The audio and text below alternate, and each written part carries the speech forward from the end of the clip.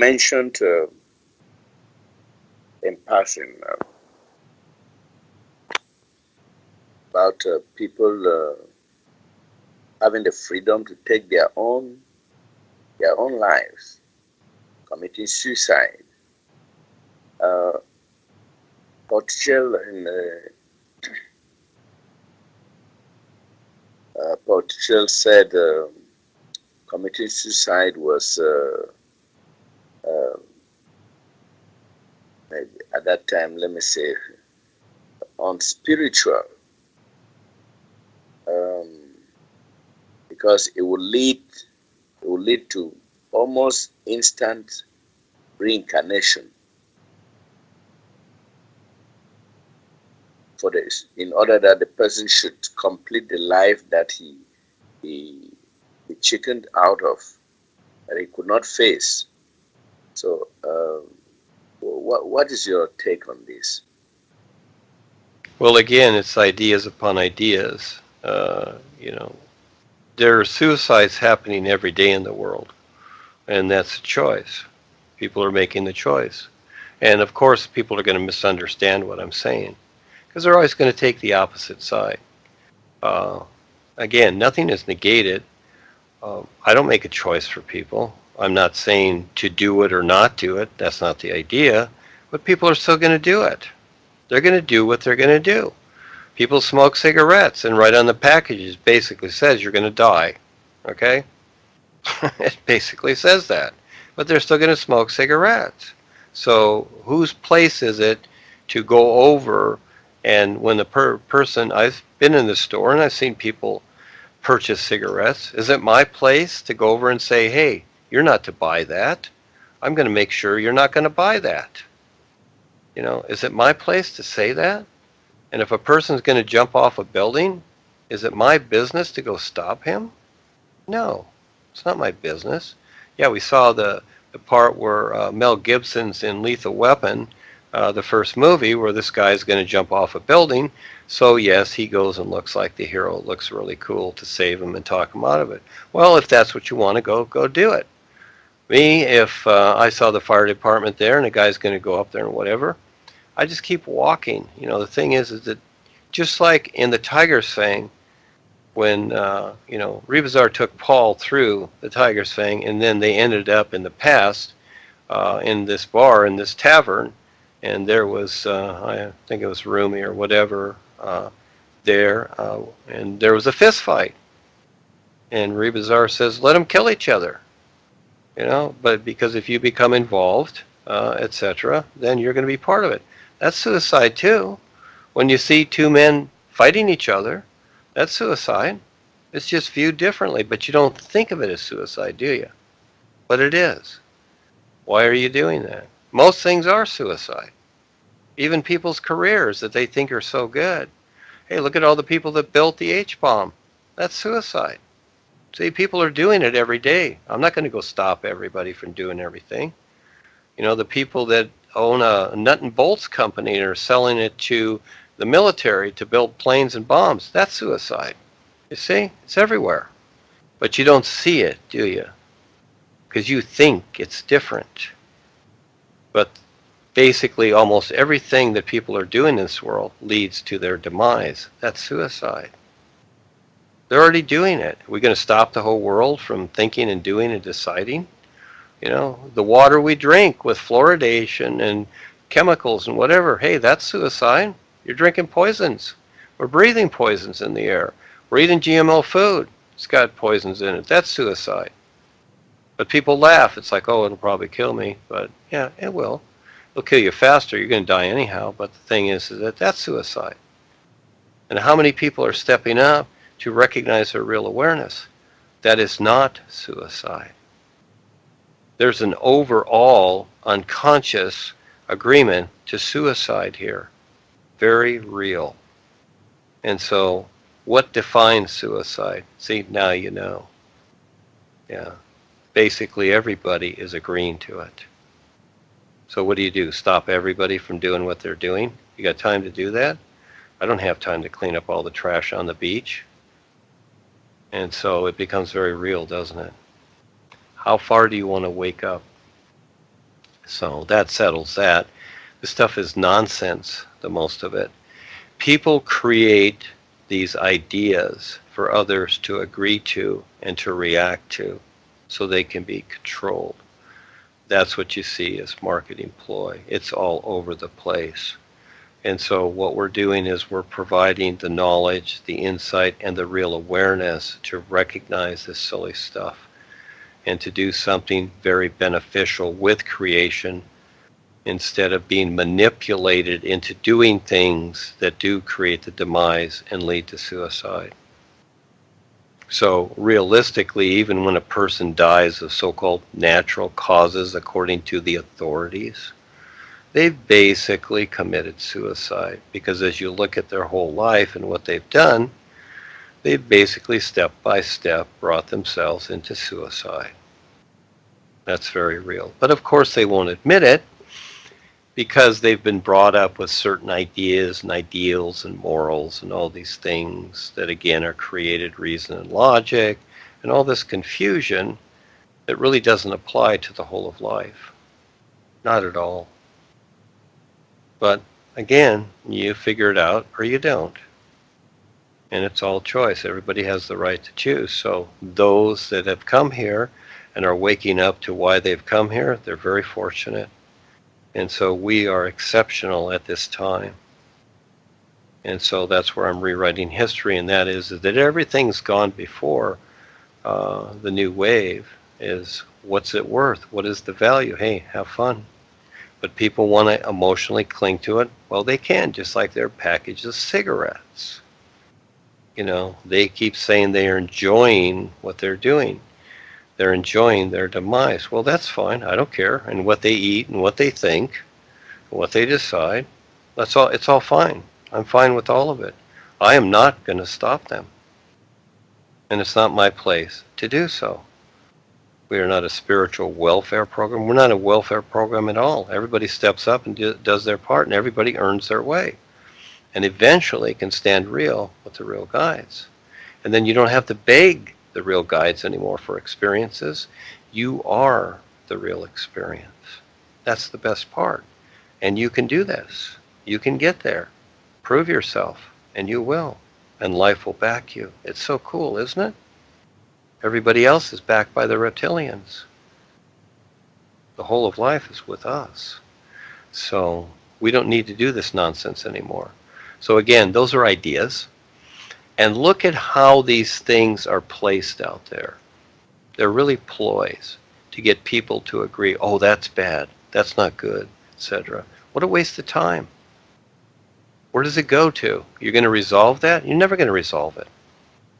When you really look at a person's personal life, they're basically on their way to committing suicide all the time. They just don't see it. They don't recognize it.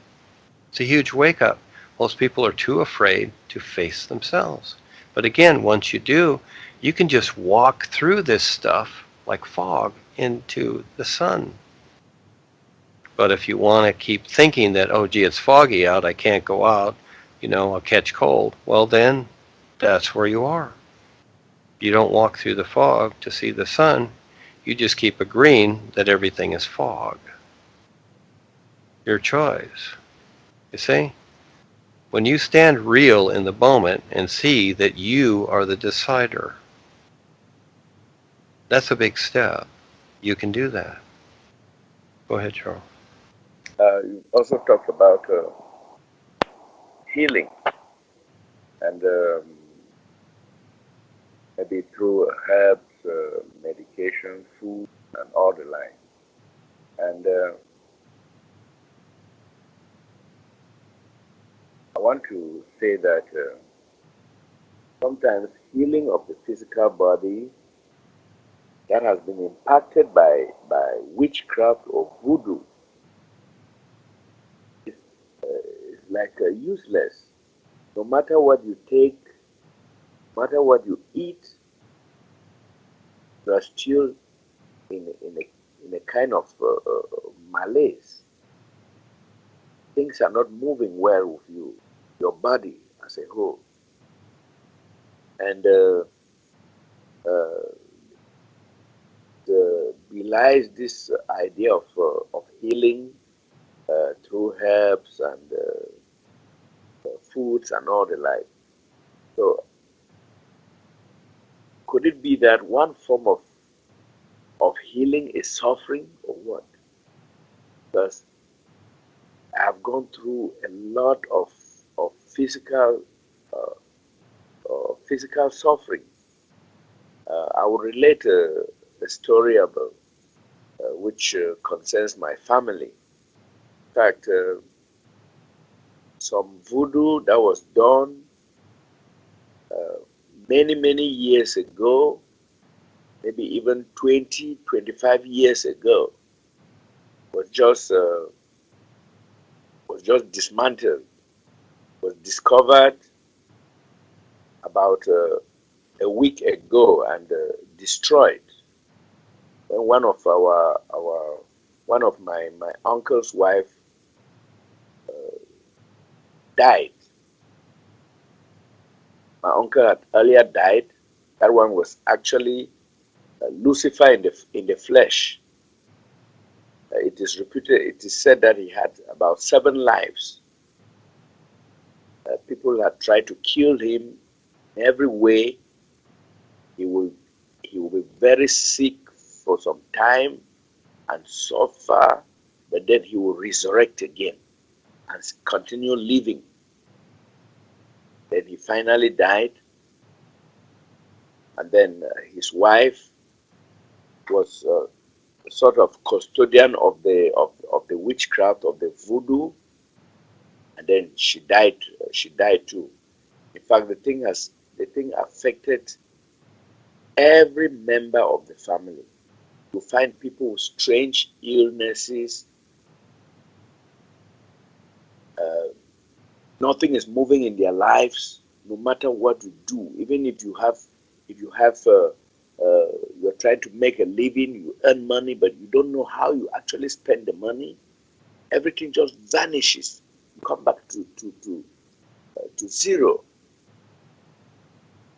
So I don't know whether it is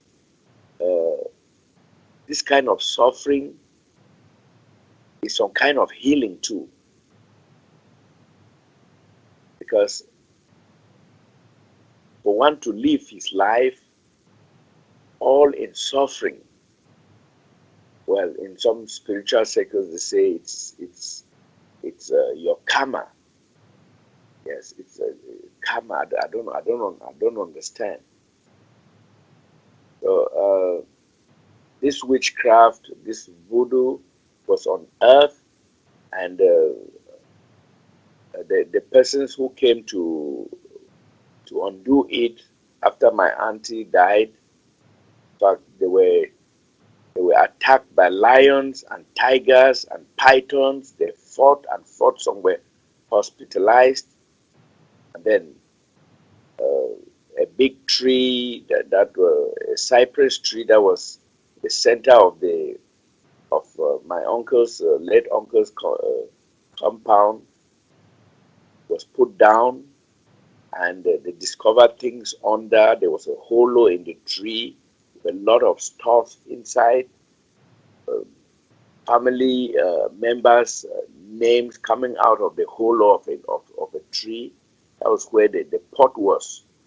For so many years, over 20 years, we have been in this kind of suffering. So, is suffering a kind of healing too? Well, we've defined all these things that we experience, good, bad, right or wrong, pain, happiness, all these things. We've defined all these things. And really, where does it all come from?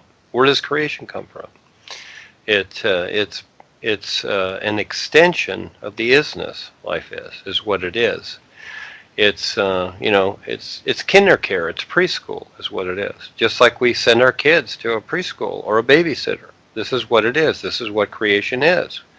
And myself, deciding what I have to do this, Yes, I'm the number one target in the world here, and so this is why I was in the hospital and things like that, because the Kalam God, sends its agents and lightning bolts and everything after me, and after a while, sometimes it affects me. But yes, suffering is part of it. Okay, so I don't try to alleviate the suffering. I just deal with it, but at the same time, yes, I do uh, try different means. I use different means to heal myself, of course. But the physical body is the dumping ground. We know this. Everything dumps, everything comes downhill, you might say. So from the unconscious, the mental, the memories, the emotions, comes down to this physical. There has to be some point where it dumps. And it dumps down here, and we're considering this to be, this is the reality of ourselves. We're considering this, the personal self does, and it's like, well, why is this happening to me? I should be able to just live my happy life and do whatever. Well, again, it all dumps down to here, and we're here for that experience. So yes, suffering is a part of it. That's why we went through, as we see movies and the battles that we've went through, and you look at human history, it demonstrates itself. This has been a battleground. And it's really a confrontation with ourselves to recognize ourselves. So it's a battle. And through that suffering, we do. And so much of the time that as we've gone through these battles for a lifetime, eventually the idea of love comes in, all right, as an example. But it's the emotional love, which is fine. So that's kind of a step up from battling. So we've got peace and love and happiness and all these things that we strive for, but at the same time we go through the drama here.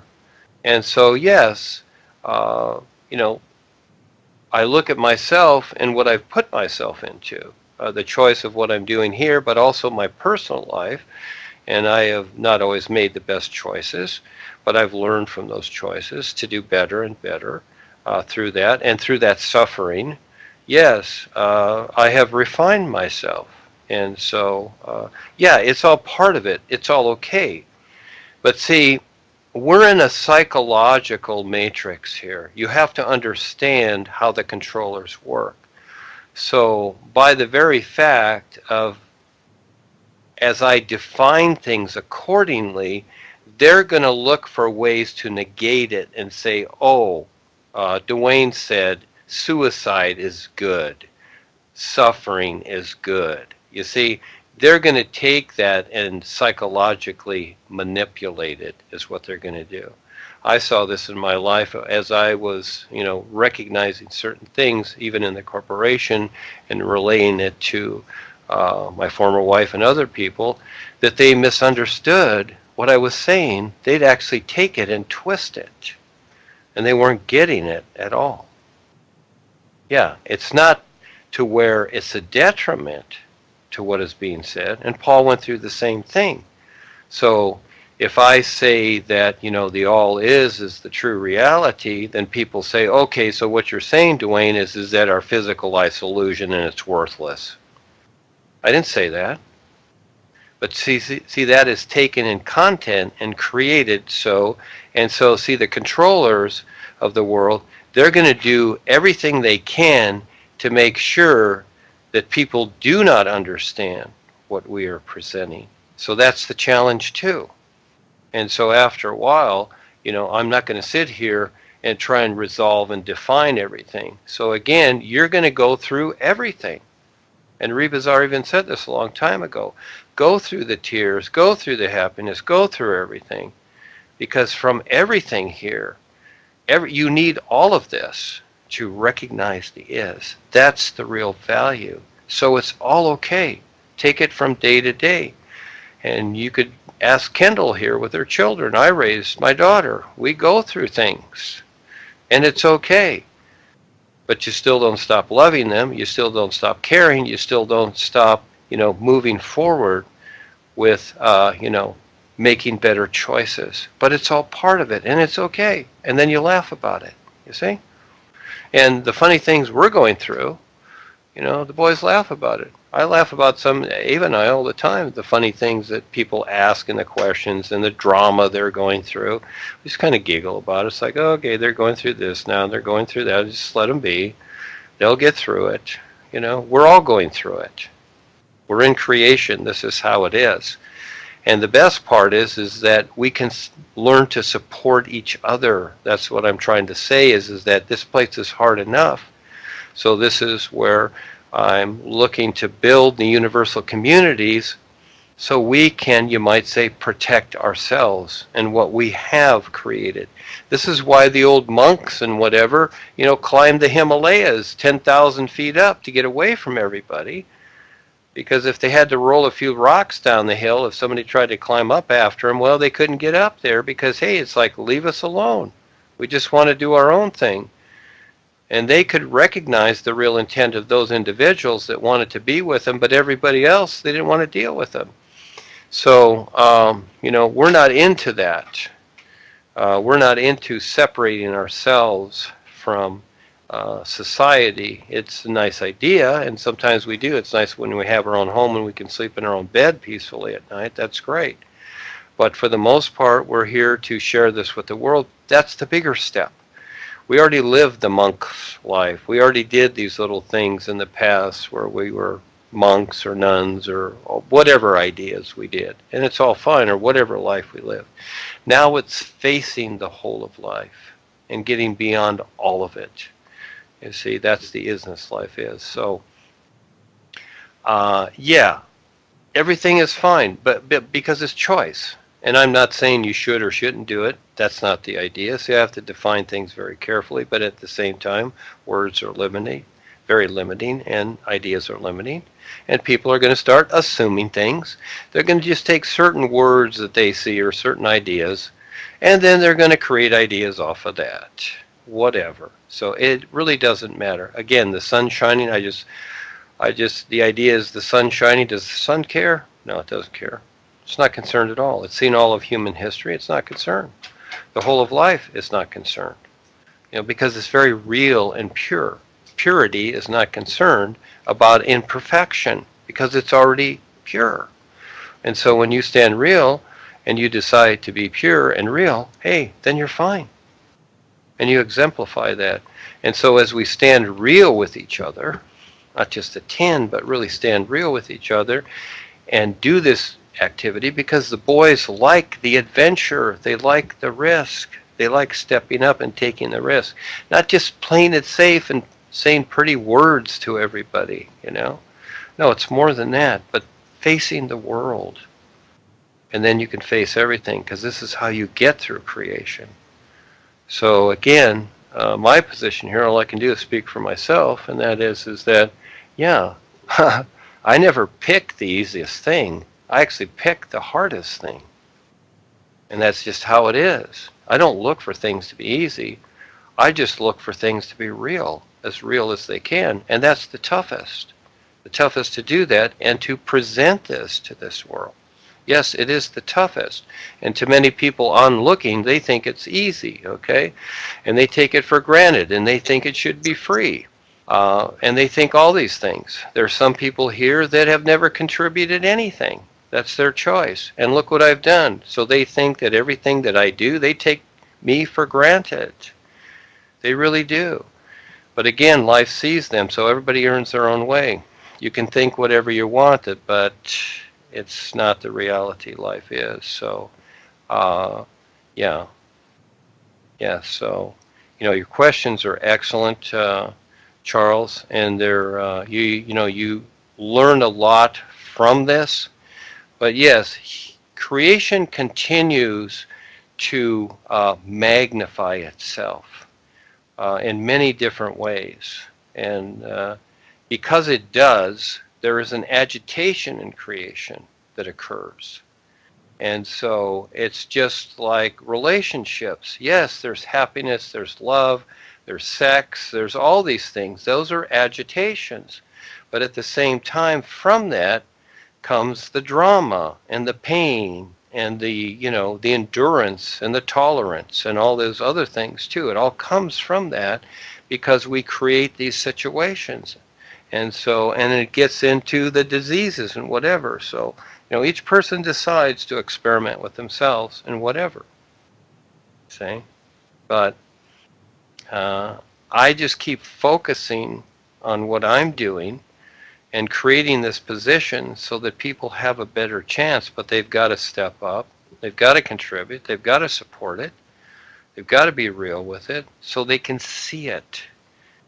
Again, you don't see, you can be in the stands and you can watch the football game we're in trying to get to the goal line.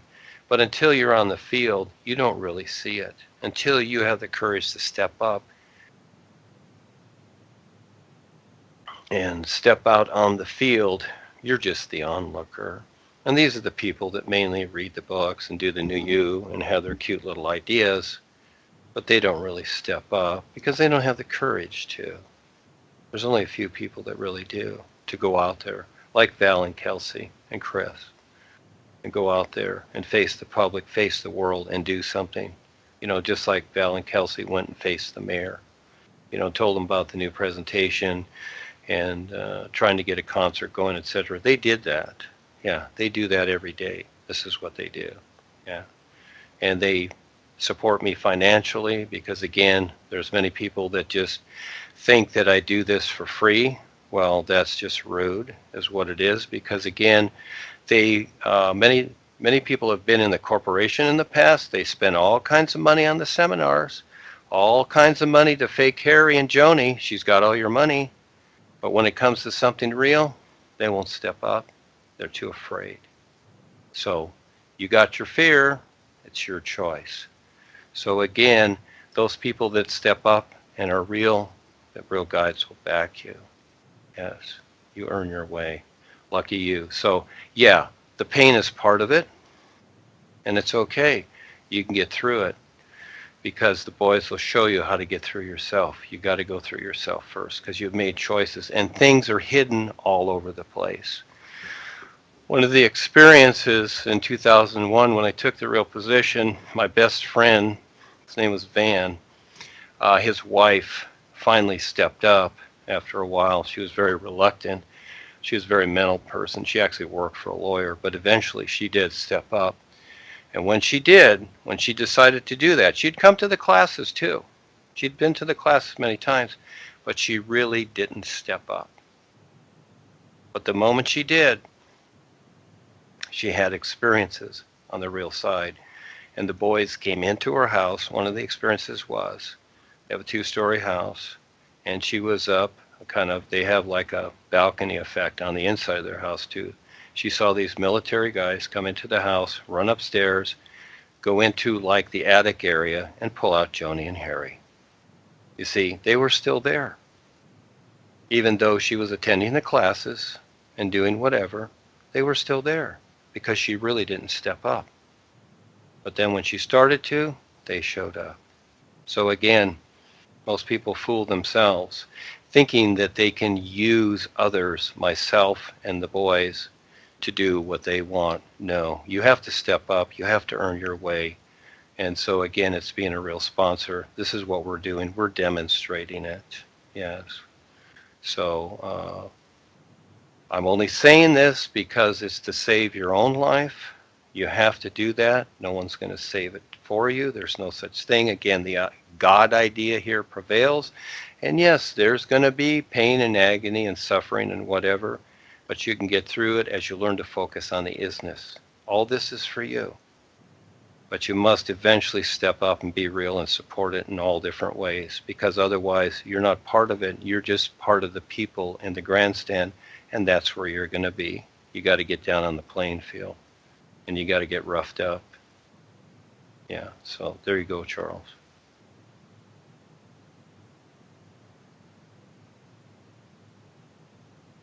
Thank you, Duane. I think I don't have anything more to say. Someone has something more to share. Well, you're wonderful as always. So say hello to Miriam, and when she can come back next time and talk, and with the kids and in Africa, the new kids, and share their experience. It'd be wonderful. So we're always here. Everything is fine. It's moving along very, very well. So you have the challenge of Africa. Thank you, everybody. It's all for you. Thank you, Charles. You're wonderful. Love those questions. Um, so, yes, the world is a huge challenge, and it's great. We get to do it. So there's plenty to do, isn't there? Yes, we're never going to be bored. It's always wonderful. Yes, we are. Thank you so much. We'll see you next time.